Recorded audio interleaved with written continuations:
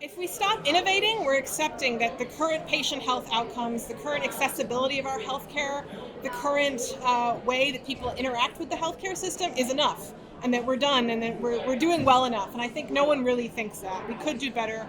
We could improve health outcomes. I mean, mental health, we're in the middle of a mental health crisis where most people that have mental health challenges don't have access to the resources they need to be able to face and address those mental health challenges. The tools and treatments we have are just not enough to really give those people the recovery that they need and deserve. And so innovation is really the only way we can get from here to where we want to be in healthcare in general, particularly in mental health.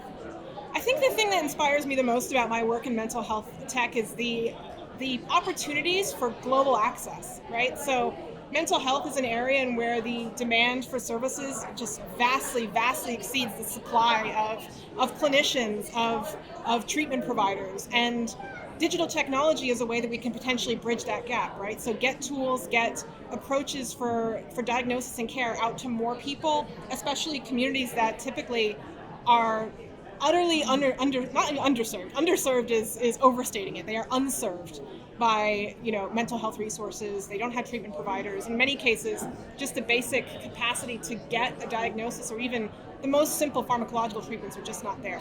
I started down this path in 2005, and it was really, we had a patient group that we were trying to test to get diagnostic measures out there that was globally distributed. So these were people in a rare group that were all over the world, and we were trying to figure out how do we evaluate these people, assess them, track change over time when they are located everywhere in the globe.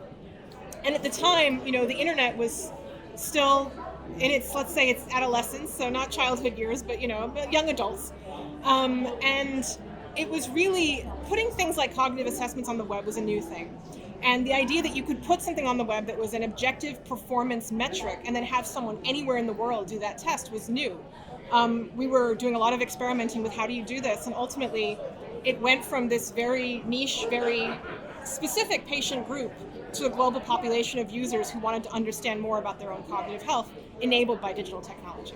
I think innovation in psychiatry is, I work in mental health, I work in psychiatry, so I'm a little bit biased, but I think that this is perhaps the area of health where we need it most. We know that improving mental health improves every other health outcome, right? So people who suffer from depression have worse outcomes in cancer and diabetes and every other health condition. So it's not just improving mental health for mental health. If we improve mental health, if we innovate in mental health, we address every other health condition that increases morbidity, mortality, and reduces quality of life. And so really a sea change that could, change outcomes across health conditions with the right innovations. So this allows everyone to speak to each other in a forum that is really, I think, forward-thinking, optimistic, and some of the most progressive people working in healthcare are here today, as well as technology developers.